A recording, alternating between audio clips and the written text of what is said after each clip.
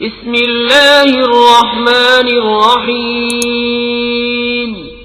अल्लाह के नाम से शुरू जो नहायत मेहरबान रहमत वाला। एक सवाल है कि एक नदवी आलिम ने अपनी तकरीर में ये कहा कि हुजूर ने फरमाया जिसने जानबूझकर नमाज छोड़ दी उसने कुफ्र किया, लिहाजा आज हम सब नमाज छोड़कर कुफ्र कर रहे हैं। बराए करम जवाब इनायत फरमाई। ये कोई मौलवी साहब का सवाल है कि किसी मौलवी ने ये कहा, ये नदवी नहीं है, ये जाहिल आदमी लगता है, कोई एक नंबर का जाहिल। इनका जाहिली तो पैदा होते हैं कि जिसने नमाज छोड़ी उसने कुफ्र किया। असल में एक हदीस पाक है और हदीस समझना इन बच्चों का काम नहीं है, इनके इन जाहिलों का काम नहीं हदीस समझना। हदीस रसूल को समझने के लिए इश्क रसूल चाहिए। सरकार की एक हदीस है, अल्लाह के नबी फरमाते मन तरकस सलाता मुताम्मिदन फ़क़त कफ़र। ये उसी हदीस की बुनियाद पे उस खबीस ने कहा होगा। सरकार की हदीस है, अल्लाह फरमाते जिसने जानबूझकर भी एक वक्त की नमाज छोड़ी वो काफिर हो गया। एक वक्त की भी जिसने जानबूझ के नमाज छोड़ी वो क्या हो गया? काफिर हो गया। इस हदीस का क्या मतलब है? क्या बाकी वो काफिर हो गया, इस्लाम से खारिज हो गया? अब क्या उसको जलाया जाएगा मरघट में? क्या उससे निकाह करना हराम? क्या उसकी नमाज जनाजा पढ़ना हराम? नहीं, इस हदीस का मतलब नहीं है। इस हदीस को समझने के लिए एक वाक़े की तरफ मैं ले जाता हूँ। इमाम अहमद इब्न हम्बल रदी अल्लाह ताला अन्हु इमाम शाफ़ी से पढ़ने आए। तो जिस वक्त इमाम अहमद इब्न हम्बल पढ़ने आए उस वक्त बहुत बड़े मुहद्दिस थे, तकरीबन 4 लाख हदीसें उनको ज़बानी याद थी। तो उनमें एक थोड़ा सा घमंड टाइप का भी था कि भाई मैं 4 लाख हदीसों का हाफिज हूँ। और मुहद्दिस उसे कहते हैं जिसको कम से कम 1 लाख हदीसें याद हो। 1 लाख ज़बानी जिसको याद हो उसको मुहद्दिस कहा जाता है। इनको 4 लाख याद थी। और मुहद्दिस से बड़ा दर्जा होता है फ़क़ीह का। फ़क़ीह कौन? वो इमाम होते हैं जो मसाइल हदीसों से अखज़ करके बयान करते हैं। इमाम शाफ़ी फ़क़ीह थे उस वक्त, इमाम अहमद इब्न हम्बल उस वक्त फ़क़ीह नहीं बने थे, बाद में फ़क़ीह बने फिर वो। तो वो आए इमाम शाफ़ी से पढ़ने के लिए। तो उनमें एक थोड़ा सा घमंड झलकता था। तो इमाम शाफ़ी ने महसूस किया कि इनमें एक हल्का सा घमंड का अंदाज़ है। 4 लाख हदीसों के हाफिज़ है तो ये अपने आप को बड़ा समझते हैं। जब तक इनका घमंड टूटेगा नहीं ये मुझसे कुछ सीखेंगे नहीं। तो उनका घमंड तोड़ने के लिए इमाम शाफ़ी ने एक मरतबा इमाम अहमद इब्न हम्बल से पूछा कि ऐ अहमद इब्न हम्बल ये बताओ उस शख्स के बारे में तुम क्या फतवा देते हो कि जो एक वक्त की नमाज छोड़ दे? उन्होंने कहा वो शख्स काफिर है। कहा दलील क्या है उसके काफिर होने की? तो उन्होंने यही हदीस पढ़ दी। कहा कि हदीस पाक में अल्लाह के नबी फरमाते मन तरकस सलाता मुताम्मिदन फ़क़त कफ़र। जिसने जानबूझकर एक वक्त की नमाज छोड़ी वो काफिर हो गया। तो इमाम शाफ़ी रहमतुल्लाह अलैह फरमाते कि ऐ अहमद इब्न हम्बल ये बताओ कि एक शख्स ने गफलत की वजह से, सुस्ती की वजह से, काहिली की वजह से एक नमाज छोड़ दी। मसलन जोहर के टाइम नमाज का वक्त था, पढ़ा नहीं, सुस्ती की वजह से बिस्तर पे पड़ा रहा, नमाज जोहर पढ़ी नहीं। नमाज का वक्त निकल गया, उसके बाद उसको एहसास हुआ गलती का कि नमाज मैंने छोड़ना नहीं था, अब छोड़ दिया तो मैं तो काफिर हो गया, भाई ईमान से निकल गया नमाज छोड़कर। तो अब उसको दोबारा मुसलमान होना है तो क्या करना चाहिए? बोलिए क्या करेगा वो? आपके पास जवाब है क्या? नमाज छोड़कर वो क्या हुआ? काफिर। तब मुसलमान होना है, दोबारा इस्लाम में आना है ना। काफिर जो इस्लाम से तो निकल गया काफिर, अब क्या करे वो इस्लाम में आने के लिए?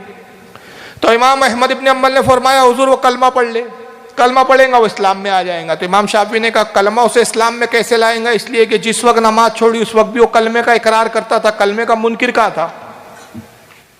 कलमे का तो उसने इनकार किया ही नहीं। अल्लाह को एक ही मानता था, रसूल को रसूल जानता था, आखिरी पैगंबर जानता था, अल्लाह रसूल पर ईमान था, अल्लाह रसूल के ईमान का इनकार ही नहीं किया। तो जिस चीज़ का इनकार ही नहीं किया वो चीज़ उसको इस्लाम में कैसे ले आएंगी? निकला नमाज की वजह से और तुम कहते कलमा पढ़ के वो इस्लाम में आए, तो ये कैसी बात हुई?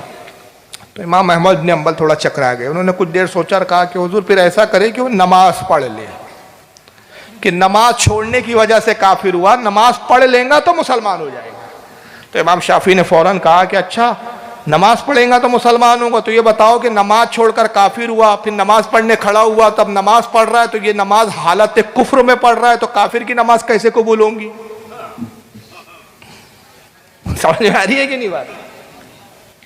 भाई नमाज छोड़कर तो काफिर हो चुका, अब काफिर हो गया और खड़ा हुआ तो कुफ्र की हालत में ही है अभी। तो अभी काफिर है और कुफ्र की हालत में ही नमाज पढ़ रहा है, तो भी नमाज काफिर की कबूल कहां से होंगी? रामदेव बाबा नमाज पढ़े तो कबूल हो जाएंगी क्या? तो इमाम अम्बल फिर चकरा है कि कहा हुजूर आप ही बताएं हदीस का क्या मतलब है। तो इमाम शाफी कहते हैं अहमद इब्न अम्बल इस हदीस का मतलब वो नहीं है जो तू समझा है। इस हदीस का मतलब ये हुजूर ने फरमाया जिसने जानबूझ के नमाज छोड़ी उसने कुफ्र किया, यानी उसने काफिरों जैसा काम किया। काफिर नहीं हुआ, काफिरों जैसा काम किया। इसी वजह से यही वजह है कि इमाम आजम अबू हनीफा और वहाबी देवबंदी चूंकि इमाम आजम को मानने का दावा करते हैं, तो उस जाहिल मौलवी से पूछे कोई कि तू ही बता इमाम आजम का इस बारे में क्या फतवा है, तू इमाम आजम से बड़ा हुआ इमाम है या मौलवी है। इमाम आजम फरमाते हैं कि जो नमाज छोड़े जानबूझकर वो काफिर नहीं होता बल्कि गुनाहगार है, फासिक है, उसको कैद में रखा जाएगा। बादशाह इस्लाम पर वाजिब है कि उसको कैद खाने में रखे, ताज़ीर की जाएंगी और उस वक्त तक उसको कैद में रखा जाएगा जब तक वो सच्चे दिल से तौबा करके नमाजी न बन जाए। तो नमाज छोड़ना गुनाह बहुत बड़ा है लेकिन काफिर नहीं होता। और अगर नौज़बिल्लाह कोई जिद करेगी नहीं हदीस में तो है कि काफिर और इस हदीस का यही मतलब है कि नमाज छोड़ा तो काफिर हो गया, तो फिर मुझे बताइए कि काफिर की नमाज जनाजा पढ़ाना कैसा है? बोलो, काफिर की रामदेव बाबा मरेंगे तो नमाज जनाजा पढ़ेंगे क्या आप? नहीं पढ़ेंगे। काफिर की नमाज जनाजा पढ़ना खुद कुफ्र है। तो बस्ती में ऐसे कितने लोग इंतकाल कर जाते हैं जो नमाजी नहीं होते, तो ये मुल्ला नमाज पढ़ाता है कि नहीं पढ़ाता? उसी से पूछो। क्या हर मैयत को आने के बाद पूछता है भैया बताओ एक वक्त की भी तो नमाज नहीं छूटी, एक वक्त की भी अगर इसने छोड़ा तो एक काफिर है, मैं नमाज जनाजा नहीं पढ़ाऊंगा। अच्छा, काफिर का निकाह होता है, लड़की देते हो तो पूछते हो कि लड़का एक वक्त की भी तो नमाज छोड़ा नहीं है कहीं? अपनी लड़की दे दिया तो आपने किससे दिया? काफिर से दिया। जब काफिर से दिया तो काफिर से तो निकाह ही नहीं होता, तो औलाद क्या हुई फिर? और खुद जिस मौलवी ने कहा उसी से पूछ लो तेरे बाप दादा की नस्ल में कोई ऐसा है कि जिसने कभी नमाज ना छोड़ी हो? कि सब पक्के नमाजी थे। एक हाथ तो निकलेगा कि जिसने एक हाथ एक वक्त की भी नमाज छोड़ी होंगी, तो एक वक्त की भी छोड़ा तो काफिर हुआ। तो तू खुद काफिर की नस्ल से हुआ और तू खुद क्या हुआ फिर? तो असल में ये हदीस दानी और हदीस फहमी इन बेचारों को आती नहीं है, ये जो मुंह में आया बक देते हैं। नमाज देखिए यकीनन छोड़ना बहुत बड़ा गुनाह है। और मैंने जैसे बताया है कि इमाम अबू हनीफा क्या फरमाते हैं कि कैद में रखा जाएगा। और कब तक कैद में रहेगा? जब तक तौबा ना कर ले सच्चे दिल से और नमाज की पाबंदी शुरू ना कर दे, तब तक कैद में रखा जाएगा, लेकिन काफिर नहीं कहा जाएगा। वल्लाहु आलम सुम्मा रसूलु आलम।